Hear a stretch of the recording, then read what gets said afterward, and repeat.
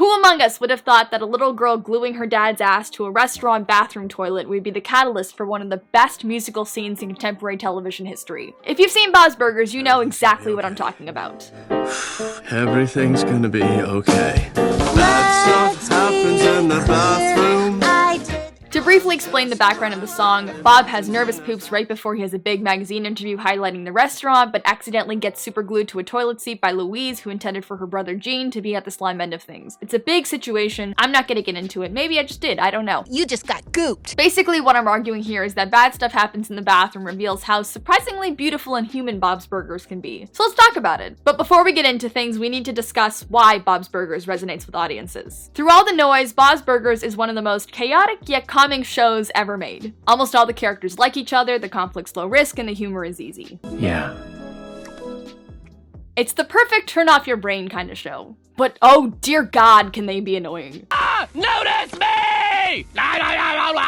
The screaming, the toot jokes, the gross out humor, it can be a lot, especially if you're someone who doesn't particularly like the F word. Farts! But what shouldn't make the show bad, it actually makes it quite charming. Everyone's weird. It's a childlike type of odd that's refreshing to see done right. It's wholesome and maturely juvenile, if those things mix together. As one CBC writer says, good comfort television acts as an emotional reset. It's engaging but not challenging. It's wholesome. It's familiar. Bob's Burgers nails all of that with an earnest optimism that's hard to come by these days, and wall-to-wall jokes. It's comfortable. That's what Bob's Burgers used to mean to me, but the more I watched it, the closer I started to feel to it. I've always seen myself as kind of odd, and it wasn't until adulthood that I noticed that that wasn't really the norm. Anytime I would say anything even remotely passionate or out of the ordinary, people would note about how weird I was. This continues to happen in my day-to-day life. And I know that this isn't a unique situation to me, but it's a little othering when people are constantly telling you how different or strange you are when you're just trying to exist. Tina, you're so quirky. She's right, you are. You are. When I watch Bob's Burgers for about half an hour or however long I'm binging, I don't feel like a jester or an outsider. I'm accepted in the world of the show. There's a vulnerability in the unconventional oddness. A lot of the characters' quirks come from how open they are with their thoughts, feelings, wants, and needs. It's basically the most important dynamic in the show. A lot of the storylines center on characters responding to their own or each other's fully expressed emotions and thoughts. But while much of the show is based on emotional honesty, it's not an especially emotional show. You could say that the characters themselves are so silly that they block any kind of sincere expression, but I disagree. There are so many cartoons with offbeat characters that still have successful scenes with punch-you-in-the-face sadness.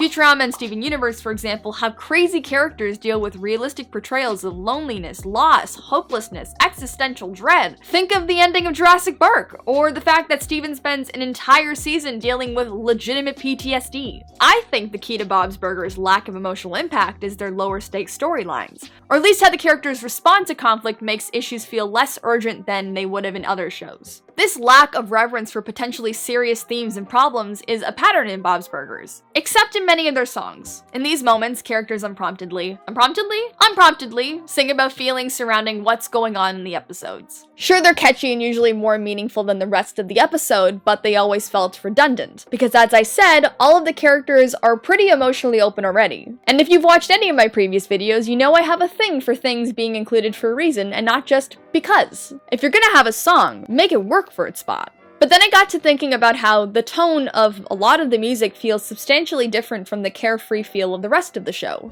Nothing makes me happier than cooking again and again. But nothing makes me happier than them. And that's when I realized what niche many of the songs in Bob's Burgers fill. The subject matter might be expressing the same feelings already said in the dialogue, but the careful choice of lyrics and music in general adds a sense of humanity, thus emotionally raising the stakes. Bad Stuff Happens in the Bathroom is the best example of this phenomenon because A, it's one of the grandest and well-written bops in the series, and B, it's a bop that makes you relate to one of the most extravagantly weird scenarios. Despite this song being about a man trapped on a toilet and the person that put him there, it's actually an anthem about two people trying to work through their inescapable anxieties and delusions. This song is not just a song. I consider it a full-out musical number you might expect to see in an actual musical movie or TV show, complete with artistic choices choices that break the narrative and directorial language of the show's world. The musical technique they use to shape the song and the scene is called counterpoint. Counterpoint adds texture to a piece through playing, or singing, two independent melodies simultaneously. This technique was first introduced during the Baroque era of music. It's since seeped its way into modern pop, but it's most obvious, and I argue most effectively used, in songs with a narrative basis, where characters sing their contrasting perspectives, like this one. Bad stuff happens in the bathroom. In the case of Bad Stuff Happens in the Bathroom, the eventual use of counterpoint helps raise the emotional stakes of the episode by giving each character space to explain their feelings, both independently and in tandem. So let's break down each segment of the song: Bob's, Louise's, and their counterpoint moment. Bob's section starts very clearly with him on the toilet. The camera pushes in so that we no longer see the squat, just his face as the scene closes in around him. Then they cut to a profile close-up of Bob, still in the middle of the frame. The lines that play over this section are, "Bad stuff happens in the bathroom. I'm just glad that it happens in a vacuum. Can't let them see me with my pants down." perfect. Really? These lines could allude to the facts of the situation where he's actually trapped in a bathroom and doesn't want the interviewers to see him stuck on the toilet. It's very possible. Or, an alternative, in relation to the shot choices where he's literally in the center of a black void, these lines could be read as him spiraling as he's left alone with his insecurities and fears about humiliating himself in the interview, regardless of the toilet. He didn't blatantly express those doubts during the text of the episode, but they do give small hints to his uncertainty in the responses he gives to Linda. Are you ready for this? Yeah, of course. I mean, I've done interviews before. When? In the bathtub. Or the inciting incident. Oh, panic poops. During that second profile shot, the camera movement shifts from Bob in center frame to right of the frame, going from less to more room in front of his face. To understand the significance of this, let's discuss basic compositional principles. Directors will often place their subjects in frame so that there's more room in front of them than behind. That way, the subject appears to have somewhere to move in space. But if you face the subject toward the edge of the frame, giving them more room behind them, the image becomes uneasy. It adds tension because you don't know what's in front of them or where they're going. This second shot starts uneasy with him in the middle of the frame with not much room ahead. But as he sings his more optimistic line, Coasters magazine is gonna be my big chance now. the camera shifts so he has more open room in front. He's becoming more hopeful despite still being trapped, which I see as delusion. This leads into the fantasy. Despite no hint of light at the end of the tunnel, Bob convinces himself he'll get out of the bathroom in time to kill the interview. But notice where he's positioned. Right in the center, framed by the bathroom. The void still surrounds him. I think it's also interesting that Louise, the person that trapped him in the bathroom, and Linda, the person that pushed him to panic poops, are nowhere to be found. I won't dwell on it, but it's a fun insight into his thought process. Maybe. Louise's section opens with her sitting alone in a booth as the camera pushes in, similar to Bob's opening. But contrary to Bob, Louise isn't crammed in a medium shot that becomes a close-up. She's continually small in the frame. She's not trapped in a void, she's being swallowed by her guilt. They cut to a close-up as she begins to rationalize her way out of the anxiety she feels about taking accountability for her actions. Which explains why this line, "I did absolutely nothing wrong, I'm not to blame, it's not my fault," is sung so differently from the rest of them. She fills every beat with words, leaving no room for self-reflection or thought or doubt that her dad's big chance might be crushed because of her recklessness. From there, we get another shot of her small and low in frame, with the bathroom sign looming over her. She can try to talk her way out of responsibility, but the consequences of her actions are always present and haunting. Louise's fantasy scene takes on a similar format as Bob's, only this time, she's not focusing on him or a sincere resolution for what she's done. She's dreaming of a full absolution from her guilt and what she did when, as mentioned before, no solutions had been proposed. I would like to note again that in this scene, as Bob picks her up, they're both framed by the void. No matter how much she tries to rationalize her way out of it, the fear and guilt are still there. And now we move on to the final section, the counterpoint. This is when Bob and Louise sing their parts at the same time. Before we go into dissecting its use in the song, I want to talk about the technique itself. There are several examples of counterpoint in musicals, TV, and movies. From Les Miserables to the Goofy movie, they all use it to show how characters' wants, needs, and feelings conflict or contrast with each other, increasing the stakes by contextualizing them in the greater narrative. However, my favorite use of counterpoint is in the Mr. Rogers song, Sometimes I Wonder If I'm a Mistake, where Daniel Tiger reflects on how "Sometimes I wonder if I'm a mistake." His friend responds by telling Daniel, "I think you are just fine as you are. they then close the song in counterpoint. I Wonder if you I'm are a just mistake. fine as you are. What hit me about this though is that they don't just contrast each other in an interesting textual way. The technique adds a new thematic layer. It's not so easy to quiet a doubt, but make it a duet so that it's not just your fears, but you'll hear my support.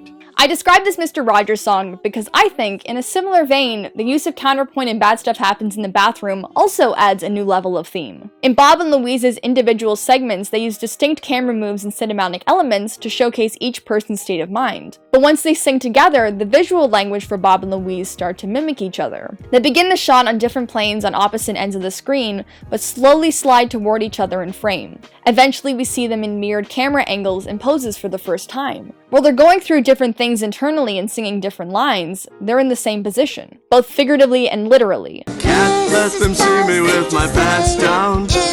Coasters magazine is gonna be my big chance. Once they find common ground, they start to harmonize and sing practically the same words. Today is gonna be a great day.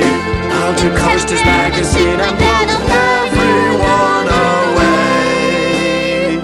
It shows that the strength of their relationship is the thing that's going to allow them to rise above their problems, which is what ends up happening in the episode. Bob stays stuck on the toilet when the interviewers show up. The interviewers mock Bob and Bob goes crazy. But Louise's speech to the journalists about her love for Bob and taking responsibility riles up the crowd in the restaurant to also fight for Bob's honor. I don't like it. How about just Bob? Just coast on out of here, coasters. Eventually securing them a spot in Coasters. This shabby little dive seems to hold a special spot in this dingy town's heart. Do you think they mean Dingy Town? I don't think no, that's not a thing, Dingy Town. But in the end, Bad Stuff Happens in the Bathroom is still a song about a man glued to a toilet. But I think that's what makes the song and the show so important. Bob's Burgers gives you the option to zone out. It's still a comfy show about nice people being odd and going through zany, open communication-based scenarios. But if you're in the right headspace, it can be more than that. Whether it helps you connect to the human experience, find a new way to contextualize your own life, or realize that you're not as weird and alone as you thought you were. Life is a journey. That's all I got. I don't have advice. I'm 9. And that's why I think Bad Stuff Happens in the Bathroom is one of the best musical scenes in contemporary TV history. Now I'm gonna take off these ears because it's easier than dealing with them on. I am a regular human woman again. You may not have known because I didn't tell you up front, but this video was written to be part of the Nando V Movies One Musical Scene playlist, where people analyze their favorite musical scenes in movies, and I've extended it to TV. I think the rules allow that. But I have so many more videos than just this one. I have a series called Indefensive where I do character analysis on television characters, mainly BoJack, but we're expanding to Rick and Morty and Ann Perkins from Parks and Recreation, and these videos that are not indefensive videos that you might be interested in. So if you want to check out more of my stuff, please do that. It's on this channel. If you want to support my channel, you can like this video, subscribe, and or follow me on Instagram at 500 Days of Ari. Editing Ari here. I'm just popping in because I wanted to tell you about a playlist that I did in the style of Nando V Movies called One Decent Scene, where I asked a bunch of people to make videos dissecting their favorite or least favorite DC scenes. It came out like 3 years ago, but I'm telling you now because it felt appropriate considering this video is for a Nando V Movies playlist. And also because there's a lot of really cute, good videos on it that didn't get a lot of love because I don't have millions of subscribers. So if you want to check it out, the link is in the description. Do so at your leisure. Now back to whatever I was just doing. But yeah, thank you for joining me, and I'll talk to you later. Bye.